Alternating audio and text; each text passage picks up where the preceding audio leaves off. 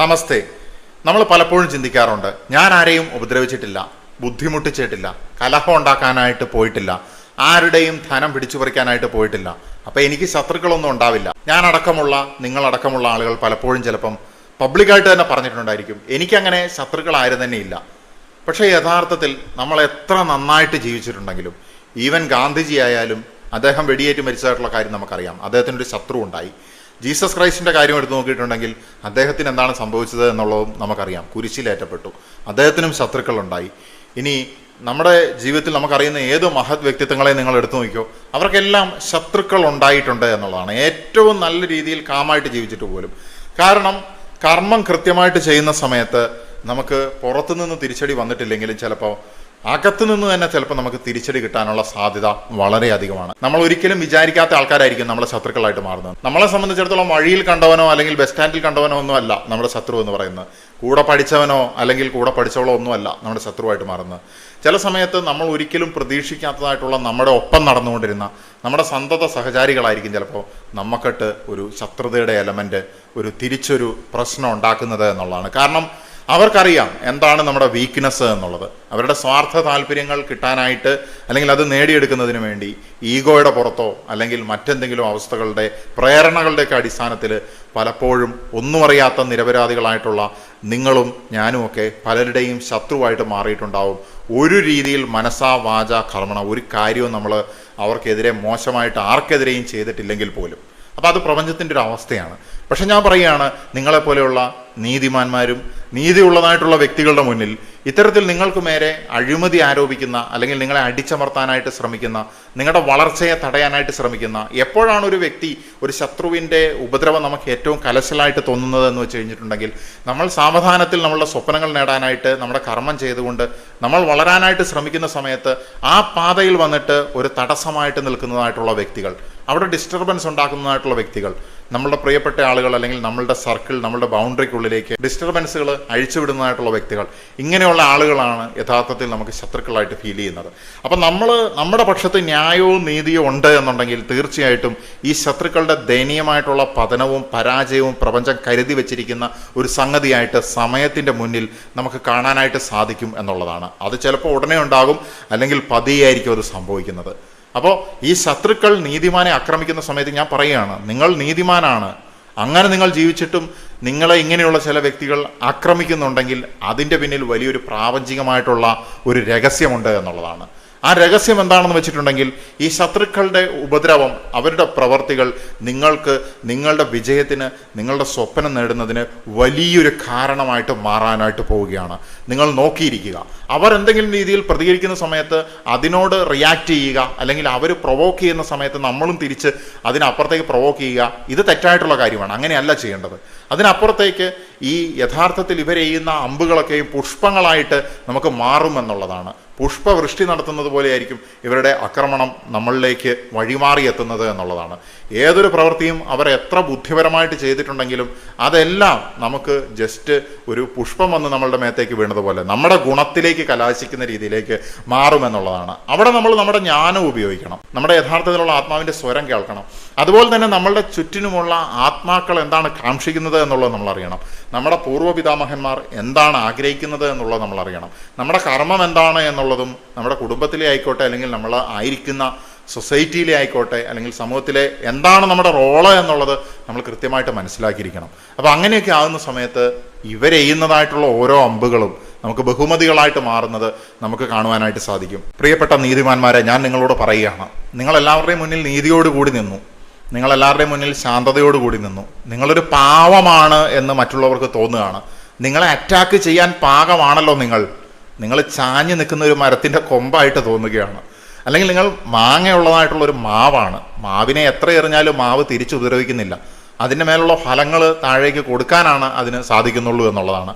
എന്തുകൊണ്ടാണ് നിങ്ങളുടെ അടുത്തേക്ക് ഇങ്ങനെ വന്നത്? കാരണം നിങ്ങളൊരു പാവമാണ്, നിങ്ങളൊരു നീതിമാനാണ്, അല്ലെങ്കിൽ നീതിയുള്ള ഒരു വ്യക്തിയാണ് എന്നുകൊണ്ട് തന്നെയാണ്. അപ്പോൾ നിങ്ങളുടെ മേൽക്ക് അറ്റാക്ക് നടത്തുമ്പോൾ ഇവർക്ക് ഭയമില്ല. നിങ്ങൾക്കപ്പുറത്തേക്ക് ഇവർക്ക് ഭയമുള്ളൊരു വ്യക്തിയായിരുന്നു ഇവരുടെ ഓപ്പോസിറ്റ് എന്നുണ്ടെങ്കിൽ ഇവർ ചെറുവിരൽ പോലും അനക്കില്ല എന്നുള്ളതാണ്. അത് നമ്മൾ മനസ്സിലാക്കേണ്ട ഒരു കാര്യമാണ്. അപ്പം നിങ്ങളുടെ പവറിനെ ഇവർ അണ്ടർ എസ്റ്റിമേറ്റ് ചെയ്തു എന്ന് പറയാനായിട്ട് സാധിക്കും. ഞാൻ പറയുകയാണ്, നിങ്ങൾ പാവമാണെന്നോ നിങ്ങൾ പവറില്ലെന്നോ ഞാൻ പറയുന്നതല്ല. അവർ മനസ്സിലാക്കി നിങ്ങളെ ഈ ഒരു അവസ്ഥയിലേക്ക് എത്തിച്ചതായിട്ടുള്ള വ്യക്തികൾ, അവരുടെ പെർസെപ്ഷനാണത്. അവരുടെ പെർസെപ്ഷൻ ശരിയായിക്കോണമെന്ന് യാതൊരു നിർബന്ധവുമില്ല. ബിക്കോസ് അവർ നിങ്ങളെ അണ്ടർ എസ്റ്റിമേറ്റ് ചെയ്തിട്ടുണ്ടെങ്കിൽ നിങ്ങളുടെ ഏറ്റവും വലിയ ഒരു ബെനഫിറ്റാണ് അവർ നിങ്ങളെ അണ്ടർ എസ്റ്റിമേറ്റ് ചെയ്തു എന്നുള്ളത്. ബിക്കോസ് അങ്ങനെ നമ്മൾ എപ്പോഴും ഏത് ചെറിയവനാണെങ്കിലും ഏത് വലിയവനാണെങ്കിലും ശത്രുവിൻ്റെ ശക്തിയെ കുറച്ച് കാണുന്ന സമയത്ത് അത് വളരെ പരാജയമാണ്. അതുപോലെ തന്നെ അണ്ടർ എസ്റ്റിമേറ്റ് ചെയ്യുന്ന സമയത്ത് ഇവർ വളരെ ഓവർ കോൺഫിഡൻ്റ് ആയിരിക്കും. അതിബുദ്ധിമാന്മാരും ബുദ്ധിമതികളും ആണ് എന്ന് വിചാരിച്ചുകൊണ്ട് ഇവർ ചെയ്യുന്ന എല്ലാ പ്രവർത്തികളും ഇവർക്കെതിരെ തന്നെ തിരിച്ചടിയായിട്ട് ഡബിൾ സ്ട്രോങ്ങിൽ പോകുന്നത് നിങ്ങൾക്ക് കാണാനായിട്ട് സാധിക്കും. ഇവിടെ നിങ്ങൾ തിരിച്ച് കൗണ്ടർ അറ്റാക്ക് ചെയ്യുന്നില്ല. നിങ്ങൾ ഓൺലി പ്രൊട്ടക്റ്റിംഗ് യുവർ സെൽഫ്, അല്ലെങ്കിൽ നിങ്ങളുടെ ബൗണ്ടറിനെ സ്ട്രെങ്തൻ ചെയ്യുക മാത്രമാണ് ചെയ്യുന്നത്. അപ്പോൾ ഈ വ്യക്തികൾക്ക് എന്ത് സംഭവിക്കുകയാണ്? നിങ്ങളെ അണ്ടർ എസ്റ്റിമേറ്റ് ചെയ്തതുകൊണ്ടും ഓവർ കോൺഫിഡൻ്റ് ആയതുകൊണ്ടും ആദ്യത്തെ തിരിച്ചടി അങ്ങോട്ട് പോകുമെന്ന് മാത്രമല്ല, നിങ്ങളുടെ നേർക്ക് എഴുതായിട്ടുള്ള അമ്പുകൾ നിങ്ങളുടെ ഉയർച്ചയ്ക്ക് കാരണമാവുകയും ചെയ്യുകയാണ്. കാരണം നിങ്ങളുടെ യഥാർത്ഥത്തിലുള്ള പവർ കാമായിട്ട് പുറത്തെടുക്കാനായിട്ട് പോവുകയാണ്. അപ്പം നിങ്ങളെ ചെറുതായിട്ട് കാണുന്നു. അവരുടെ തെറ്റായിട്ടുള്ള വിലയിരുത്തൽ നിങ്ങളുടെ അഡ്വാൻറ്റേജ് ആയിട്ട് മാറുകയാണ്. ഇതാണ് ഒന്നാമത്തെ ഇതിൻ്റെ ഒരു അവസ്ഥ എന്ന് പറയുന്നത്. ഈ ശത്രുക്കൾ നിങ്ങൾക്ക് ഗുണം ചെയ്യാനായിട്ട് പോകുന്നു എന്നുള്ളതിൻ്റെ. ഇതിൽ നിന്ന് തന്നെ നിങ്ങൾക്ക് മനസ്സിലായിട്ടുണ്ടാവും, എൻ്റെ റിയൽ ആയിട്ടുള്ള അവസ്ഥയുടെ ഉയർച്ചയിലേക്ക് വീണ്ടും ഞാൻ പോകാനായിട്ട് കാരണക്കാരാകുന്ന എൻ്റെ സോൾമേറ്റ്സ് തന്നെയാണ് എൻ്റെ ഈ ശത്രുവിൻ്റെ രൂപത്തിൽ വന്നിരിക്കുന്നത് എന്നുള്ളത്. അതാണ് പ്രപഞ്ചത്തിൻ്റെ ഒരു മാജിക് എന്ന് പറയുന്നത്. നമ്മൾ ഈ ജന്മത്തിൽ നമ്മൾ കാണുന്നതായിട്ടുള്ള ശത്രുക്കളും മിത്രങ്ങളും ഒക്കെ മുൻ ജന്മത്തിൽ ആരായിരുന്നു എന്ന് അറിയുകയോ വരും ജന്മത്തിൽ ആരായിട്ട് മാറുമെന്ന് അറിയുകയോ ചെയ്യുമ്പോൾ നമ്മൾ തന്നെ അതിശയിച്ചു പോകും എന്നുള്ളതാണ്. അതുകൊണ്ട് തന്നെ നമുക്കാരെയും വെറുക്കേണ്ടതില്ല. പേഴ്സണലി നമുക്കൊരു ഗ്രഡ്ജിൻ്റെ ആവശ്യമില്ല. ബട്ട് നമ്മുടെ കർമ്മത്തിനെ ശക്തമായിട്ട് തന്നെ മുന്നോട്ട് പോകേണ്ടത് മാത്രമാണ് നമ്മുടെ ലക്ഷ്യം എന്ന് പറയുന്നത്. ആ സമയത്ത് നമുക്ക് എന്താണോ വേണ്ടത് അത് ആവശ്യത്തിലധികമായിട്ട് നമ്മളിലേക്ക് എത്തിച്ചേരും. രണ്ടാമത്തെ കാര്യം എന്ന് പറയുന്നത്, നിങ്ങളുടെ ശത്രുവിൻ്റെ നെഗറ്റിവിറ്റി നിങ്ങളെ പുഷ് ചെയ്യുന്നു എന്നുള്ളതാണ്, അല്ലെങ്കിൽ നിങ്ങളെ ഫ്യൂവൽ ചെയ്യുന്നു എന്നുള്ളതാണ്. നിങ്ങളെ പ്രതിയുള്ള ഡൗട്ടുകൾ, അവൻ അല്ലെങ്കിൽ അവൾ അങ്ങനെയാണോ, ഡൗട്ടുകൾ, അല്ലെങ്കിൽ നിങ്ങളെ പ്രതിയുള്ള അസൂയ, അല്ലെങ്കിൽ നിങ്ങളെ പ്രതി മറ്റുള്ളവരുടെ അടുത്ത് അവർ പറഞ്ഞു നടക്കുന്നതായിട്ടുള്ള കാര്യങ്ങൾ, ഇതെല്ലാം നിങ്ങൾക്ക് നിങ്ങളുടെ കൂടുതൽ പവറിനെ അൺലോക്ക് ചെയ്യാനുള്ള അവസരങ്ങളായിട്ട് മാറുകയാണ്. ദെയർ നെഗറ്റിവിറ്റി നിങ്ങൾക്ക് ഒരു ഇന്ധനമായിട്ട് മാറുകയാണ് നിങ്ങളുടെ വളർച്ചയിലേക്ക്. ഡൗട്ട്, ക്രിറ്റിസിസം എല്ലാം ഫ്യൂവലായിട്ട് മാറിയിട്ട് അതിൽ നിന്ന് നിങ്ങൾക്ക് കിട്ടുന്നതായിട്ടുള്ള പെയിൻ അല്ലെങ്കിൽ വേദന എന്ന് പറയുന്നത് നിങ്ങളുടെ പെർഫോമൻസ് അല്ലെങ്കിൽ ആക്ഷൻ ആയിട്ട് മാറുകയാണ്. അത് അവർക്കെതിരെ അല്ല നിങ്ങൾ ചെയ്യുന്നത്. നിങ്ങൾ കൂടുതൽ ബെറ്റർ ആയിട്ടുള്ള രീതിയിൽ നിങ്ങളുടെ ഔട്ട്കം, നിങ്ങളുടെ പ്രൊഡക്ടിവിറ്റീനെ ഇമ്പ്രൂവ് ചെയ്യുകയാണ് ചെയ്യുന്നത്. നമ്മളുടെ സ്കില്ലിനെ ഇമ്പ്രൂവ് ചെയ്യുകയാണ് ചെയ്യുന്നത്. അങ്ങനെ ബെറ്റർ റിസൾട്ട് നമുക്ക് പുറം ലോകത്തേക്ക് കൊടുക്കാനായിട്ട് സാധിക്കുന്നു. അതിന് കാരണക്കാരായിട്ട് മാറുകയാണ് ഈ ശത്രുക്കൾ. അടുത്തതായിട്ടുള്ള കാര്യം എന്ന് പറയുന്നത്, ശത്രുക്കളുടെ പ്രവർത്തനങ്ങൾ ഒരു അറ്റാക്ക് മോഡിലാണ് വരുന്നത്. അല്ലാതെ വെറുതെയുള്ള പരദൂഷണങ്ങളും മറ്റു കാര്യങ്ങളും ഒന്നുമല്ല. ഇവർ നമ്മളുടെ നിലനിൽപ്പ്, നമ്മുടെ കർമ്മത്തിനെയൊക്കെ ഹിൻഡർ ചെയ്യുന്ന രീതിയിലേക്ക് പ്രവർത്തിക്കുന്ന സമയത്ത് നമ്മൾ അതിനെ പ്രതിരോധിക്കാനായിട്ട് കൂടുതൽ ഡിസിപ്ലിൻഡ് ആകുകയാണ്.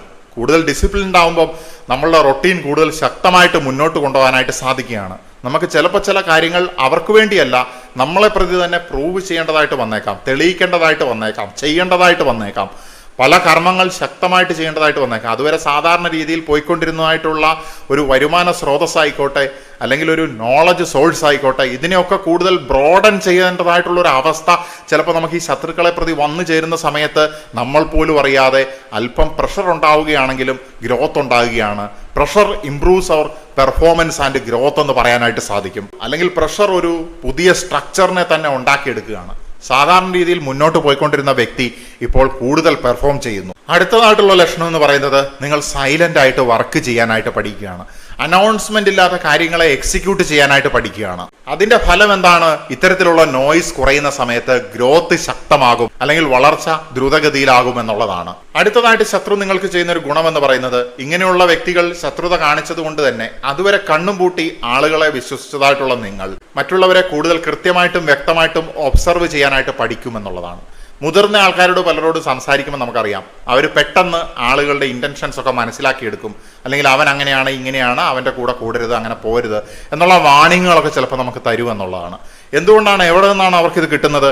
അവരുടെ എക്സ്പീരിയൻസിൽ നിന്നാണ്. സോ നമ്മളും അതുപോലെ ഒരു ജ്ഞാനത്തിലുള്ള ഒരു ഓൾഡ് സോളായിട്ട് മാറ്റുകയാണ് ഈ ശത്രുക്കൾ നമ്മളെ പ്രതി.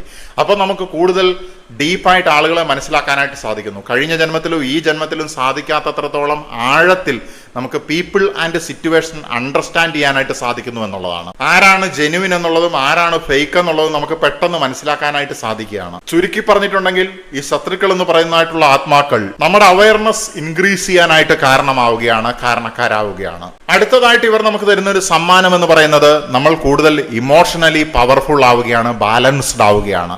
അതുവരെ പെട്ടെന്ന് പൊട്ടിത്തെറിച്ചതായിട്ടുള്ള നമ്മൾ ചിലപ്പോൾ കാമായിട്ടുള്ള രീതിയിൽ പ്രതികരിക്കുന്ന രീതിയിലേക്കും ബുദ്ധിപരമായിട്ട് കാര്യങ്ങൾ നീക്കുന്ന രീതിയിലേക്കും മാറാനുള്ള സാധ്യത വളരെ അധികമാണ്.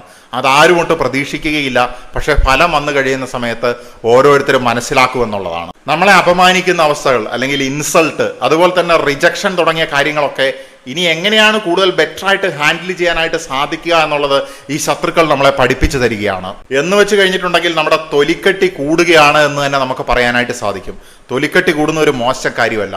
ഇന്നത്തെ ഈ കലിയുഗത്തിൽ ജീവിക്കണമെങ്കിൽ സോഫ്റ്റ് സ്കിന്നുകൊണ്ട് കാര്യമില്ല.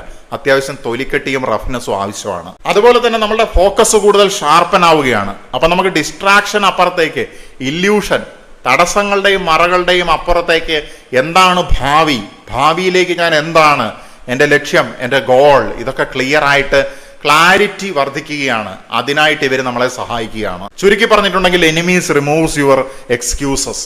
നിങ്ങളുടെ എക്സ്ക്യൂസസ് പറയുന്ന സ്വഭാവം തൊട്ട് ഉള്ള കാര്യങ്ങളെയൊക്കെ മാറ്റി നിങ്ങളുടെ ഗോളിനെ ക്ലിയർ ആക്കി തരുന്നത് ഈ ശത്രുക്കൾ എന്ന് പറയുന്ന വ്യക്തികളാണ്.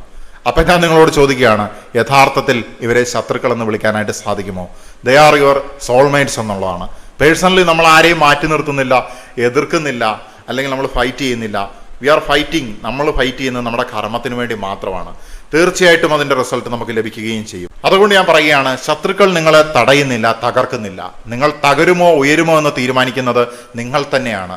തീർച്ചയായിട്ടും പ്രപഞ്ചത്തിൻ്റെ ഈ സന്ദേശം തൽക്കാലത്തേക്ക് നിർത്തുകയാണ്. നമസ്തേ.